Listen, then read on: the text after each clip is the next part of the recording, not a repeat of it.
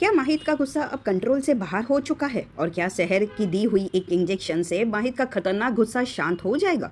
Guys, Colors TV के popular serial share होने को है में इस वक्त जो ड्रामा चल रहा है ना, वो लिटरली स्क्रीन पर आग लगा रहा है। माहिद का गुस्सा अब अपनी एक्सट्रीम लिमिट पर पहुंच चुका है। सिचुएशन इतनी इंटेंस हो गई है कि माहिद को खुद समझ नहीं आ रहा कि वो कर क्या रहा है। ना वो किसी की बात सुन रहा है, ना ही घर वालों का कंट्रोल उस पर काम कर रहा है। इवन शहर की आवाज़ भी उस तक प्रॉपरली नहीं पहुंच रही। माहिद बस अपने इमोशन और ट्रॉमा के अंदर कंप्लीटली खो चुका है। और इसी मोमेंट पर शहर ने दिखाई अपनी डॉक्टर इंटेलिजेंस। शहर ने सिर्फ माहिद को संभालने की कोशिश ही नहीं की, बल्कि एक वक्त पर दो सिचुएशन हैंडल किया। एक तरफ वो माहिद को किसी और को हर्ट करने से रोक रही थी और दूसरी तरफ चाचा सा और बाकी घर वालों को स्मार्टली डिस्ट्रैक्ट भी कर रही है ताकि सिचुएशन वर्स ना हो।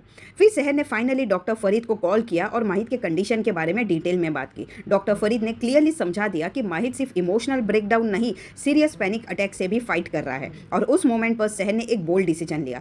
शहर को पूरा कॉन्फिडेंस था कि चाहे माहिद कितना भी गुस्से में हो, शहर को वो कभी हर्ट नहीं करेगा। और एग्जैक्टली वही हुआ। जब शहर माहिद के पास गई तो माहिद का सिर्फ इमोशन ही नहीं, फिजिकल भी वो विजिबल लगा। उसकी ब्रीदिंग हैवी हो चुकी थी, उसका बॉडी कंट्रोल लूज हो रहा था और पैनिक अटैक उस पर कंप्लीटली डोमिनेट कर रहा था।